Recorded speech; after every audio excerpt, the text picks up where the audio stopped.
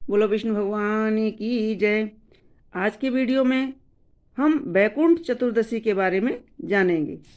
बैकुंठ चतुर्दशी का व्रत, यह व्रत कार्तिक शुक्ल पक्ष की चतुर्दशी को मनाया जाता है। इस तिथि को बैकुंठ चतुर्दशी कहते हैं। इस दिन विष्णु भगवान का विधिवत पूजन करना चाहिए। स्नान आदि करवा के आचमन करके बाल भोग बनावें। तत्पश्चात प्रसन्न मन से पुष्प, दीप, चंदन आदि से सुगंधित पदार्थों से भगवान का पूजन करें और उनकी कपूर से आरती करें। इस दिन व्रत रखने का विशेष महत्व है। सूर्य पुराण के अनुसार बैकुंठ चतुर्दशी व्रत का महात्म अर्थात श्री धर्मराज की कथा जो इस प्रकार है, आइए सुनते हैं। कथा प्रारंभ करने से पहले अपने गुरु की वंदना अवश्य कर लेना चाहिए। आइए करते हैं गुरु वंदना दोहा। श्री गुरु पद बंदन करूँ मैं, श्री हरि चरण चित धार। श्री धर्मराज की शुभ कथा करूँ आज विस्तार। प्राणी को फल देते हैं जो पाप पुण्य अनुसार, उनकी कथा अनूप्य है, शुभ मंगल हो परिवार। एक समय नेमिसारण तीर्थ में सौनक आदि 88,000 ऋषिगण इकट्ठे होकर सबकी भलाई के लिए विचार कर रहे थे कि श्री सूत जी महाराज जी भी वहाँ आ पहुँचे।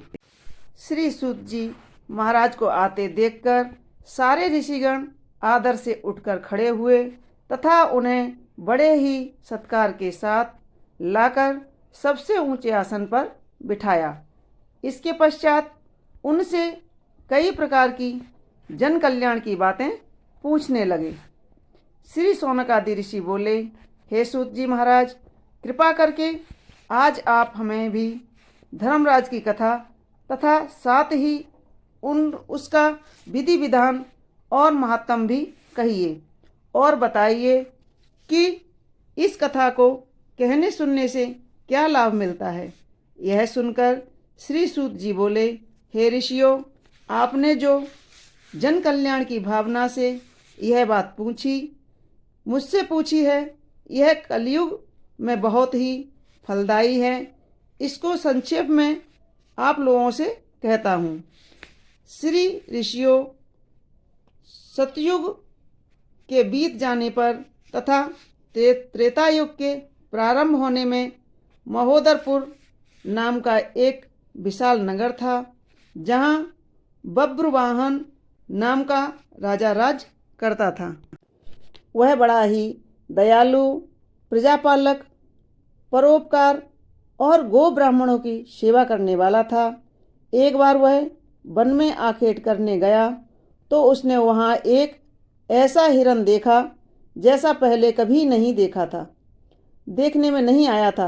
राजा ने ऐसे सुंदर मनोहारी मृग को मारना उचित न समझा और बिना ही शिकार किए ही कुछ सोचते हुए वापस घर लौट आया। मार्ग में उसे एक ब्राह्मण कन्या मिली जो ईश्वर की आराधना में लीन थी। उसे देखकर राजा रुक गया और उससे पूछने लगा, हे कन्या, तू इस प्रकार अकेली वन में आराधना क्यों कर रही है? तो वह बोली कि हे राजन, मैं सुयोग वर तथा सुख की प्राप्ति के लिए ऐसा कर रही हूँ। राजा ने उसका मनोरथ जानकर ईश्वरी प्रेरणा से हरिदास नाम के एक महाविद्वान के साथ उस कन्या का विवाह करवा दिया और खूब धन संपदा देकर विदा किया। वह विप्र कन्या गुणवंती ऐसे विद्वान पति को पाकर आनंद पूर्वक रहने लगी। हरिदास ने भी गुणवंती को प्रायः सभी देवताओं की भक्ति तथा आराधना के मार्ग बतलाए, पर एक धर्मराज की आराधना एवं भक्ति का मार्ग नहीं बताया। संपूर्ण आयु सुख से व्यतीत कर जब वृद्ध होकर गुणवंती के प्राण छूटे, तब धर्मराज के दूत उसके प्राणों को धर्मराज के सन्मुख ले गए। गुणवंती ने वहाँ देखा कि धर्मराज की पूरी सर्व धातुओं के परकोटे में से घिरी हुई है और उसके चारों ओर ऊंची ऊंची अट्टालियाएं और बड़े बड़े दरवाजे बने हुए हैं, जिसमें पूर्व के दरवाजे सोने के और उत्तर के दरवाजे हीरे पन्ने की, पश्चिम के दरवाजे चांदी के तथा दक्षिण के दरवाजे पर सर्व धातु की निशानियां लगी हुई हैं। उसे देख गुणवंती ने बड़े ही कष्ट से निशानी पर चढ़कर धर्मराज के पुर में प्रवेश किया। वहां उसने अत्यंत मनोहर धर्मराज के मंदिर और वहां के विशाल ठाट बाट को देखा। इसके बाद दूत उसे धर्मराज के सन्मुख ले गए, जो एक विशाल रत्न जड़ित सिंहासन पर विराजमान थे। वहां बैठकर वह प्राणियों का लेखा जोखा ले रहे थे। गुणवंती धर्मराज के विशाल तथा तेजस्वी रूप और उनके भयानक दूतों को देखकर भयभीत हो उठी और कांपने लगी।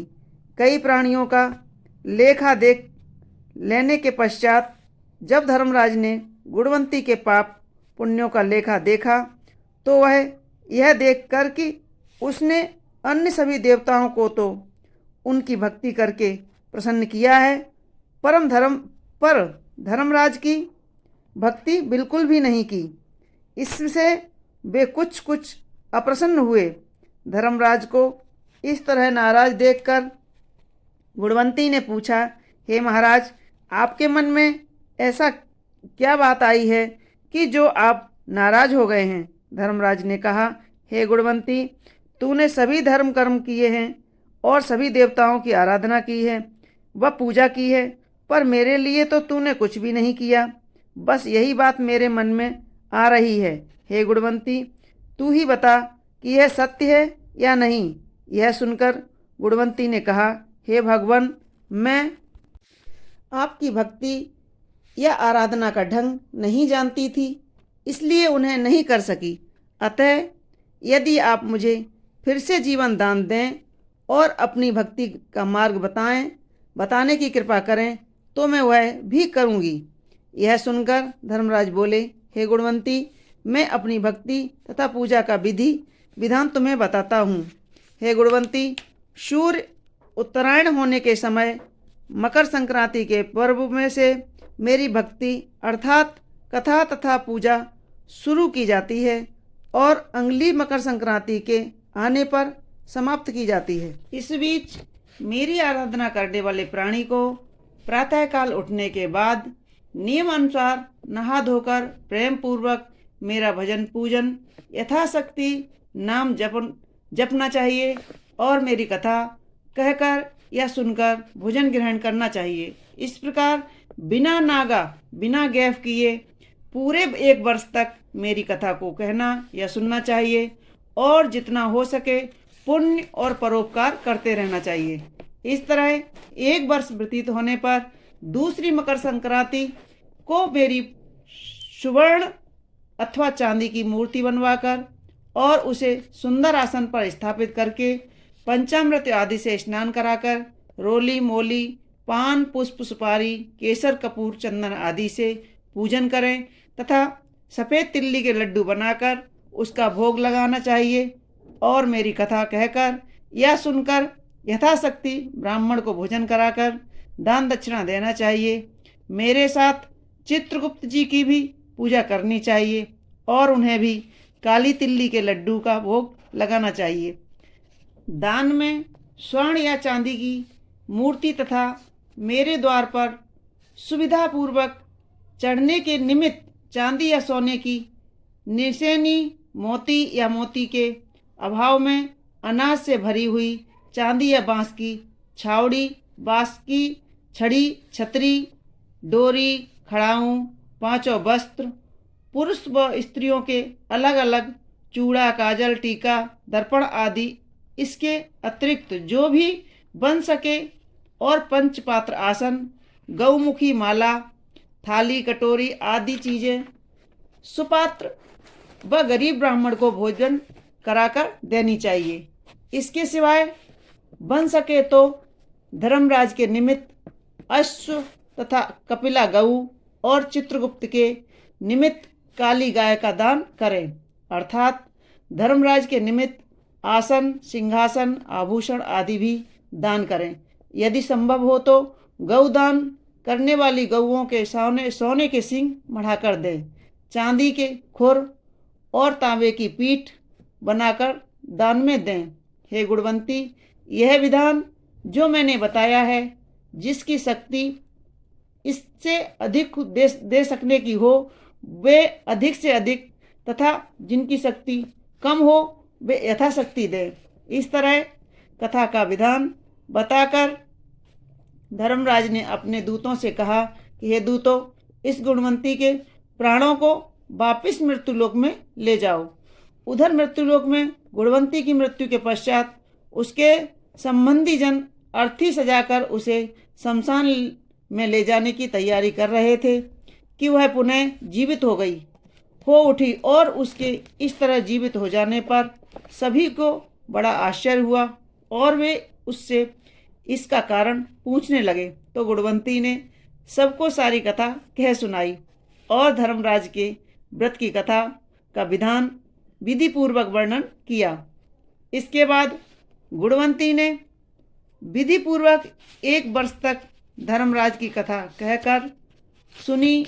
अतः अंत में धर्मराज का उत्साहपूर्वक पूजन करवाया एवं दान पुण्य किया, जिससे धर्मराज अति प्रसन्न हुए और गुणवंती सानंद स्वर्ग को प्राप्त हो गई। इतना कहकर सूत जी कहने लगे, हे ऋषियों, जिस घर में स्त्रियां इस व्रत को धारण करती हैं और इस कथा को कहती हैं, उस घर में सभी प्राणी धर्मराज के दरवाजे में निर्भयता के साथ जाते हैं। उन्हें धर्मराज के दूत कुछ भी कष्ट नहीं देते तथा धर्मराज भी प्रेम पूर्वक उनका लेखा जोखा लेते हैं तथा पापों के क्षय का उपाय भी बतला देते हैं। अतः जो भी इस कथा को विधि पूर्वक कहते हैं या सुनते हैं, उन्हें मृत्यु काल में यमराज के दूत कष्ट नहीं पहुंचाते और उन्हें गरुड़ पुराण में बतलाए गए हुए धर्मराज की पुरी के मार्ग में जाने में भी कोई कष्ट नहीं होता है। इस तरह वे प्राणी सहज ही वैकुंठ को प्राप्त होते हैं, इसमें कोई भी संदेह नहीं है। दोहा। धर्मराज की यह कथा पढ़े सुने चितलाए, दोनों लोक आनंद मिले, सुख संपत्ति बहु पाए। कथा की समाप्ति में छंद अवश्य बोलें। कथा विसर्जन होती है, अपने भीतर के पट खोल, एक बार सब सुनने वाले धर्मराज की जय बोल। ऐसा मानते हैं कि वैकुंठ चतुर्दशी का व्रत करने वाले को कभी धर्मराज की यात्रा नहीं सहना पड़ती है और वह सीधे वैकुंठ धाम को जाते हैं और वैकुंठ चतुर्दशी वाले दिन पुण्य धर्म करने से सीधे वैकुंठ के द्वार खुले रहते हैं और उसे वैकुंठ की प्राप्ति होती है। इसी तरह आगे की वीडियो में भी हम आपको उद्यापन विधि और दूसरी कथा अवश्य सुनाएंगे। तो हमारा वीडियो कैसा लगा आपको हमें कमेंट्स बॉक्स में ज़रूर लिखें और हमारे वीडियो को लाइक करें, शेयर करें और सब्सक्राइब अवश्य कर लें। धन्यवाद।